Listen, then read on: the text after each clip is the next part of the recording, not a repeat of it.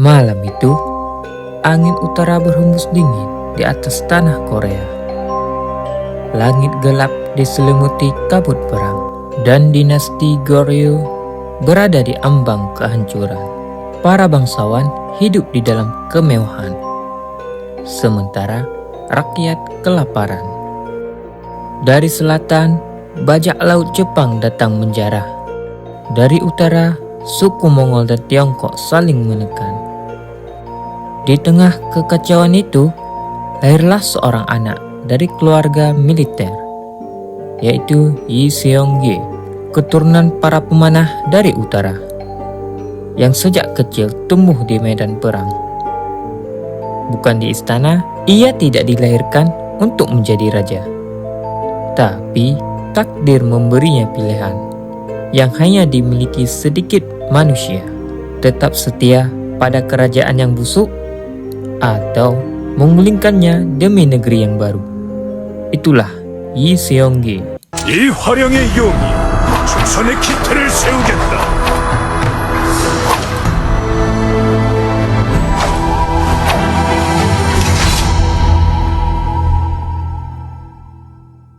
Sebelum kita masuk lebih dalam ke pembahasan utama, jangan lupa untuk menekan tombol like and subscribe agar kalian tidak tertinggal kisah-kisah sejarah menarik berikutnya. Lahir di tengah kekacauan, Yi Seong-gi atau dikenal dengan Taejo lahir pada bulan Oktober tahun 1335. Lalu mengganti namanya menjadi Yi Dan, berasal dari klan Yi dari Jeonju. Beliau merupakan pendiri dinasti Joseon yang bertahta pada tahun 1392 sampai 1398, sehingga beliau dikenal sebagai the founder dinasti Joseon. Ayah Taejo bernama Yi Jang-chun adalah seorang pejabat keturunan Korea yang pernah mengabdi pada dinasti Yuan yang dikuasai oleh bangsa Mongol. Sementara ibunya, Lady Shou, berasal dari keluarga terpandang yang bermukim di Deongju atau kini wilayah Amgyo di Korea Utara. Pada tahun 1356, keluarga Taejo memutuskan untuk membelot dan berpihak ke dinasti Goryeo. Dan langkah ini menjadi titik balik besar dalam sejarah mereka.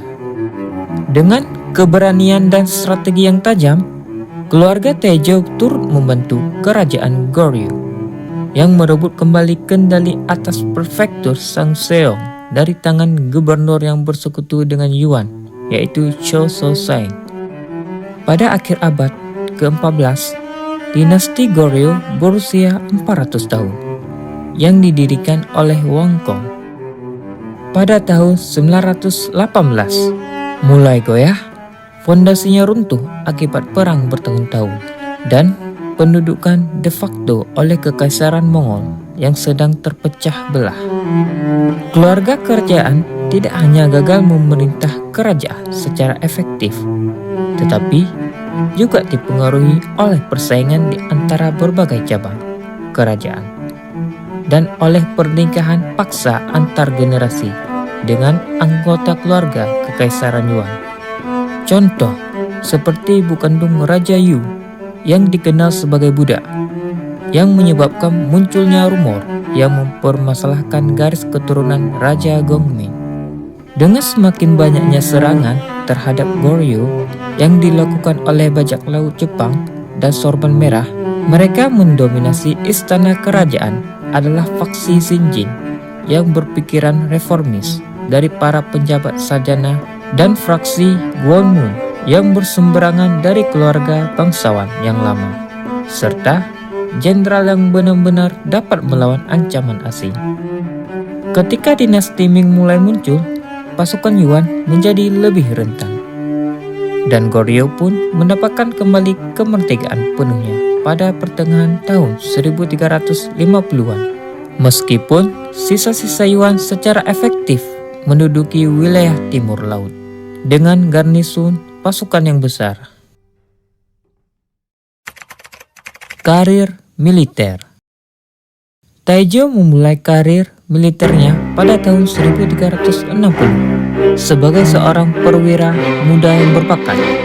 Berkat keberaniannya dan kepemimpinannya, ia perlahan naik pangkat di dalam struktur militer Goryeo. Pada Oktober 1361, ia menunjukkan kesetiaannya kepada kerajaan dengan menuntaskan pemberontakan yang dipimpin oleh Pak Yui. Tak lama berselang, ketika pasukan Sorban Merah menyerbu dan merebut ibu kota Gyeonggi atau kini dikenal Kaesong, Taejo tampil di garis depan yang memimpin 3.000 prajurit untuk merebut kembali kota tersebut. Tahun berikutnya, 1362, pasukan Jenderal Nakahachu dari Mongol melancarkan invasi ke Goryeo. Setelah diangkat sebagai komandan, Taejo memimpin pasukannya dengan strategi gemilang dan berhasil mengalahkan pasukan Mongol itu sepanjang akhir 1370-an sehingga awal 1380-an. Prestasi militer terus bersinar. Ia berhasil mengusir sisa-sisa kekuasaan Mongol dari semenanjung serta memukul mundur bajak laut Jepang yang semakin sering menjarah pesisir Goryeo. Namun, di selang waktu, kebangkitan dinasti Ming di bawah Zhou Yuanzhang atau Kaisar Hongwu mengguncang politik dalam negeri Goryeo. Istana kerajaan terbelah menjadi dua fraksi besar. Yang satu dipimpin oleh Taejo yang mendukung hubungan dengan Ming, dan satu lagi oleh Jenderal Chou yang masih setia kepada bekas penguasa Yuan. Ketegangan memuncak pada tahun 1388 ketika seorang utusan Ming datang menuntut pengembalian wilayah utara Goryeo. Melihat peluang dari sentimen anti-Ming yang menguat, Jenderal Chou memanfaatkan situasi itu untuk mendorong rencana invasi semenanjung Liaodong yang kelak menjadi titik balik dalam sejarah Goryeo dan kemunculan dinasti baru di Korea. Pemberontakan dan naik tahta.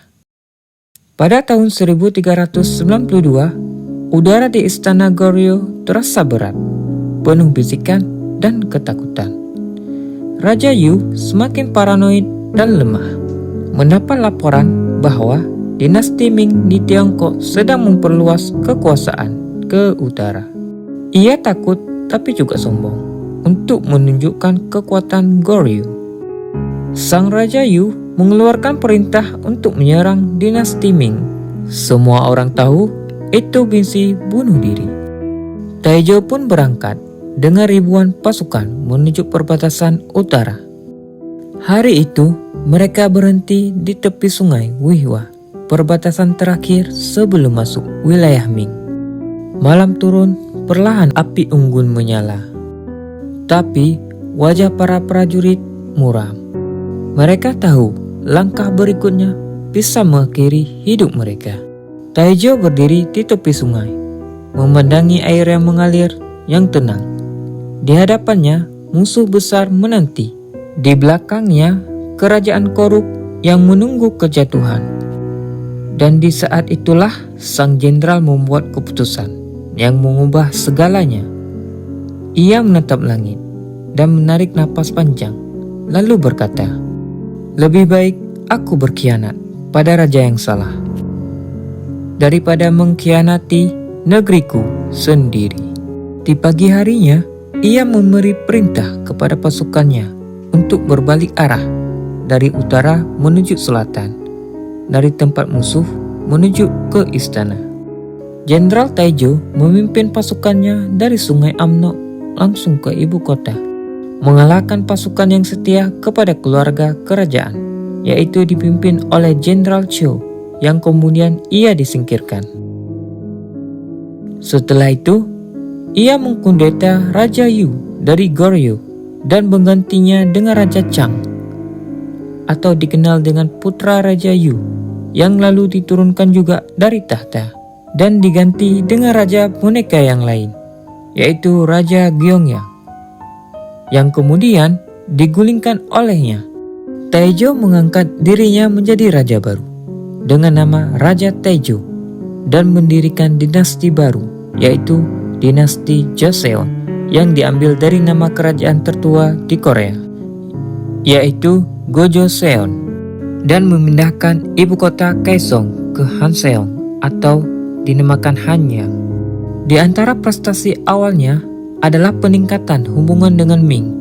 Ini berawal dari penolakan Taejo untuk menyerang tetangga mereka.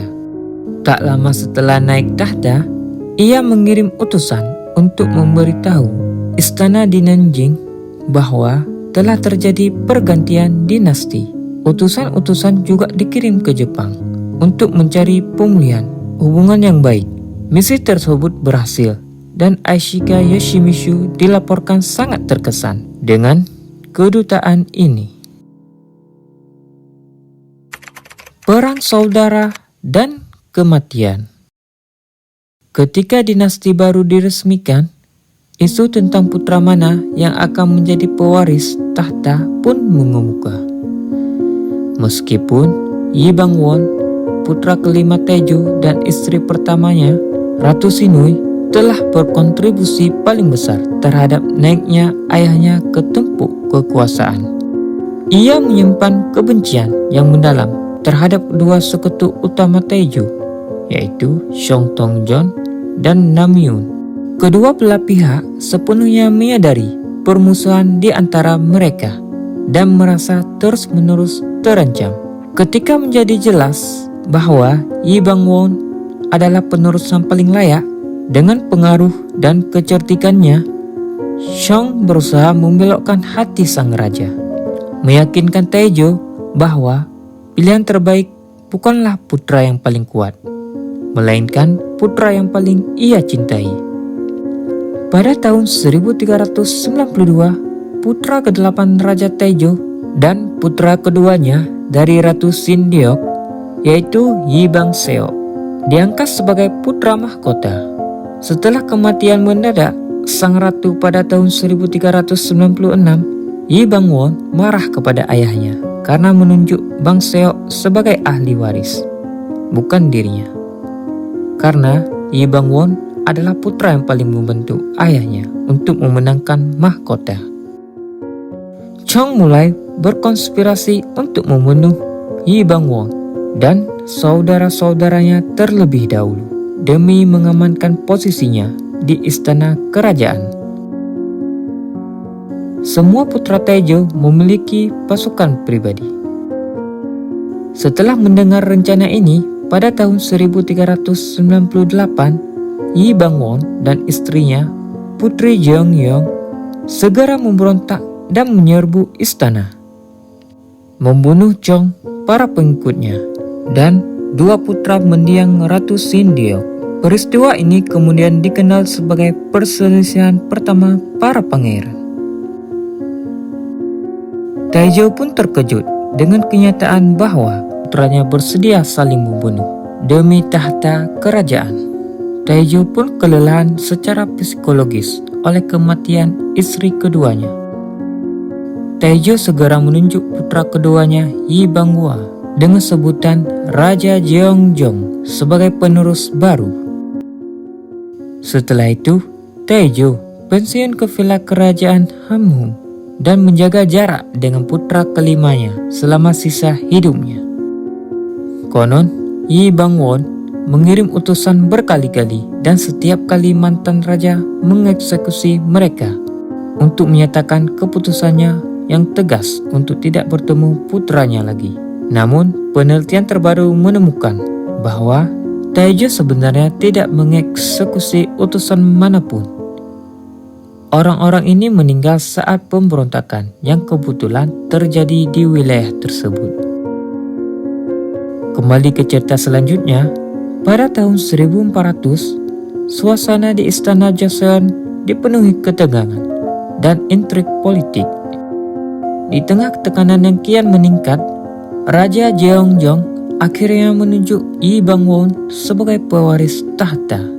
Keputusan yang lahir bukan semata karena kehendak, melainkan akibat intimidasi dan kekuatan politik sang pangeran yang tak tertandingi. Tak lama berselang, Jeongjong memilih turun tahta, menyerahkan mahkota kepada adiknya.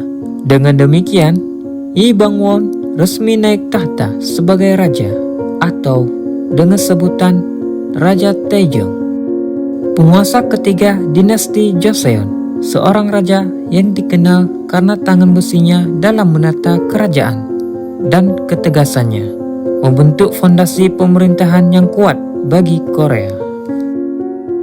Di sisi lain, Raja Taejo, pendiri besar dinasti Joseon, menutup perjalanan hidupnya 10 tahun setelah turun tahta.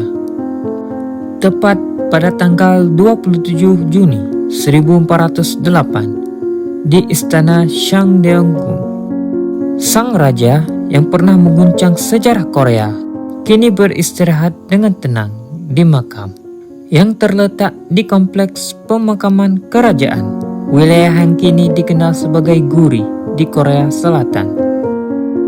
Sebagai bentuk penghormatan terhadap asal-usul garis keturunannya, makam tali pusarnya ditempatkan secara terpisah di Kabupaten Gyeongsang, yaitu Korea Selatan, menjadi simbol abadi dari asal dan akhir seorang pendiri dinasti yang mengubah arah sejarah bangsanya.